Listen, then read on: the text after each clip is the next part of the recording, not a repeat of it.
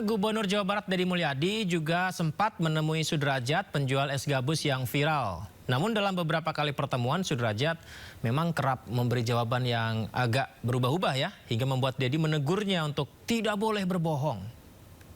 Dari dulu ngontrak? Enggak, Pak. Apa? Rumah sendiri. Sekarang rumah sendiri? Rumah sendiri, karena sekarang dapat bantuan Rutilahu. Sebelum kejadian udah dapat Rutilahu, Pak. Oh, Babe bilangnya ngontrak, bohong sih. Nah, ini pemirsa, pertemuan Deddy Mulyadi dengan Sudrajat, penjual es gabus.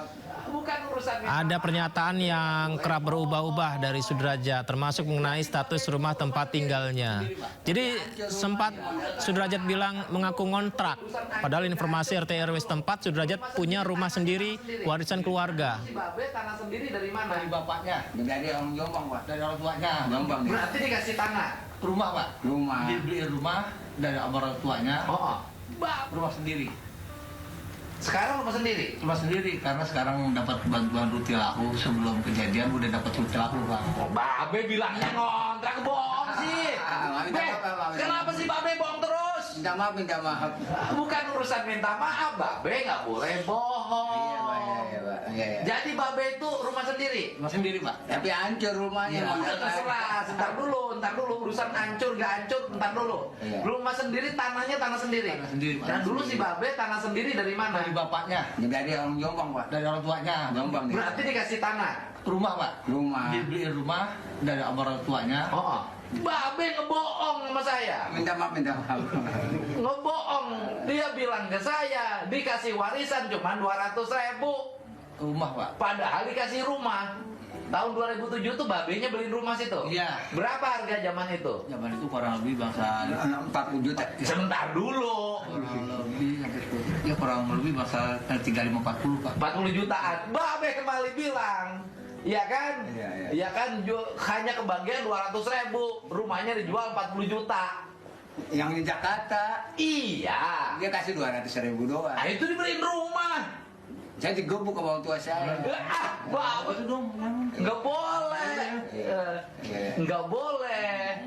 Nggak, maksud saya, Babe nggak boleh bohong. Iya, minta maaf. Minta maaf. tapi bohong lagi. Nggak apa-apa, sama saya mah nggak ada masalah. Iya, Tapi Babe berdosa sama orang tuanya. Mantap. orang tuanya udah ngasih rumah. Iya. Tapi sama Babe bilangnya nggak dikasih, cuma dikasih 200. Abis itu orang tuanya beli rumah di Bogor, dijual sama saudaranya, Babe nggak dikasih gitu loh. Kita tinggalkan ya soal es gabus tersebut pemirsa. Yang jelas kalau es gabus bukan dari gabus, itu aja yang penting. Informasi berikutnya, Ex-Mendikbudristek Nadiem Makarim kembali menjalani sidang kasus korupsi pengadaan laptop Chromebook. Inilah persidangannya pemirsa. Nadiem Makarim menyampaikan dirinya masih butuh perawatan medis setelah operasi selama 5 hari ke depan. Nadiem masih menyanggupi untuk ikut persidangan hari ini, tapi permohonan Nadiem akhirnya disetujui hakim dengan syarat JPU memberi laporan resmi secara berkala berupa keterangan dari rumah sakit. Kondisi kesehatan saya siap menghadapi sidang hari ini. Namun atas rekomendasi dokter, saya masih harus melakukan tindakan medis selama 5 hari di rumah sakit. Itu informasi yang saya dapatkan dari dokter. Itu saja. Maksudnya akan melakukan atau sudah melakukan ini? Akan melakukan. Jadi sebetulnya apakah seminggu ini dibantah atau hanya izin berobat saja? Ya, hanya berobat saja. Hanya berobat saja ya, jadi tidak dalam status pembantaran ya? Tidak. Dalam persidangan kasus korupsi pengadaan laptop Chromebook hari ini, salah satu saksi yakni mantan pejabat Kemendikbudristek mengaku terima uang panas terkait pengadaan Chromebook. Jadi agenda pemeriksaan 7 orang saksi pemirsa hari ini ada beberapa informasi yang didapatkan. Salah satu saksi yakni mantan pejabat pembuat komitmen PPK, Direktorat SMA Kemendikbudristek Suhartono Arham mengaku menerima uang panas terkait pengadaan Chromebook.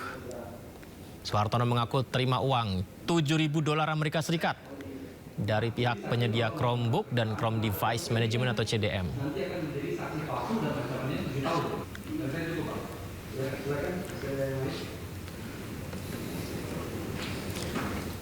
Kita ke kasus lain. Interpol resmi menerbitkan red notice terhadap buron kasus dugaan korupsi tata kelola minyak Riza Khalid.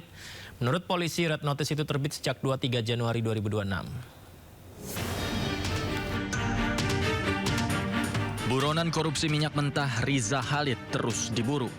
Polisi telah menerima red notice dari Interpol terkait Riza Khalid. Saat ini, polisi berkoordinasi dengan institusi di dalam dan luar negeri setelah red notice tersebut terbit. NCB akan mendukung langkah penegakan hukum terkait Riza Khalid. Interpol red notice atas nama Muhammad Riza Khalid atau disebut MRC telah terbit pada hari Jumat tanggal 23 Januari 2026 atau seminggu yang lalu. Dan setelah terbitnya red notice, kami menindaklanjuti upaya yang dilakukan oleh Set NCB Interpol Indonesia melakukan koordinasi tentunya dengan counterpart, baik counterpart asing maupun counterpart yang berada di dalam negeri, kementerian maupun lembaga. Sebelumnya Riza Khalid ditetapkan sebagai tersangka dalam dugaan tindak pidana korupsi tata kelola minyak mentah dan produk kilang minyak. Bersama 18 tersangka lainnya, komplotan pencuri uang rakyat itu merugikan uang negara hingga 285,1 triliun rupiah. Tim Liputan iNews melaporkan. Pemirsa, Dr. Richard Lee akan menjalani sidang perdana pra-peradilan di Pengadilan Negeri Jakarta Selatan hari ini. Pra-peradilan menguji keabsahan prosedur penetapan status tersangka terkait tindak pidana pelanggaran perlindungan konsumen dan kesehatan. Sidang pra-peradilan Richard Lee digelar hari ini di Pengadilan Negeri Jakarta Selatan. Dr. Richard Lee dijadwalkan hadir didampingi kuasa hukumnya untuk menguji keabsahan prosedur penetapan status tersangka dirinya yang dilakukan Polda Metro Jaya. Langkah hukum ditempuh Richard Lee setelah dijadikan tersangka pada 15 Desember 2025 oleh Polda Metro Jaya atas laporan Dr. Samira Farahnaz atau Dokter Detektif Doktif. Penetapan itu didasarkan pada dugaan pelanggaran perlindungan konsumen dan Undang-Undang Kesehatan, khususnya terkait produk dan layanan kecantikan yang dipasarkan oleh Richard Lee.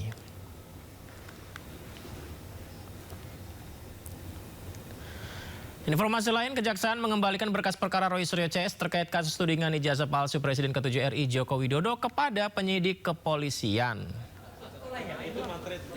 Ya, Kabid Humas Polda Metro Jaya Kombes Pol Budi Hermanto, Kejaksaan menyampaikan bahwa Kejaksaan mengembalikan berkas perkara 3 tersangka, Roy Suryo, Rismond, dan Dr. Tifa untuk dilengkapi lagi. Jadi dikembalikan lagi karena berkasnya tidak lengkap.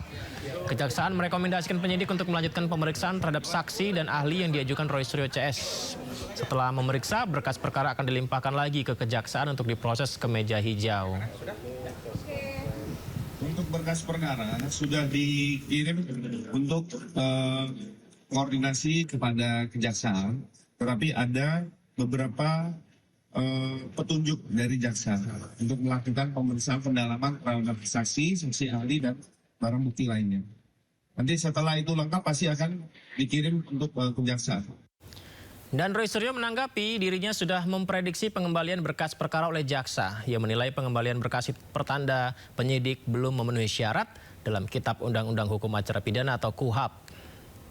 Saya mengira sudah lama, karena apa? Terutama BAP dari kami bertiga ya, dari RRT, dan juga kemudian saya dengar isi dari Pak Rizal Fadila, juga dari Bu Kurnia, dan juga Mas Rustam.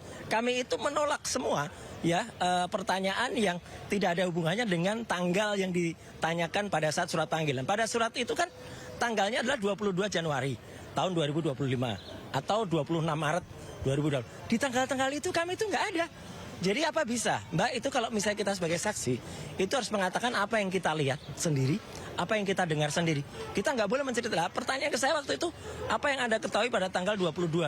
Nah, saya kan nggak ngerti tanggal itu, saya istilahnya belum ikut perkara ini gitu. Saya baru mulai ikut tuh tanggal 15 April ketika ke UGM. Itu pun setelah kami menganalisa gambar tanggal 1 April yang diunggah oleh Dian Sandi.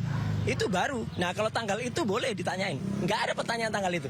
Jadi, kalau pertanyaan nggak nyambung, harusnya jaksa peneliti yang nanti memeriksa itu untuk disidangkan di berkas, pasti juga tidak akan mengizinkan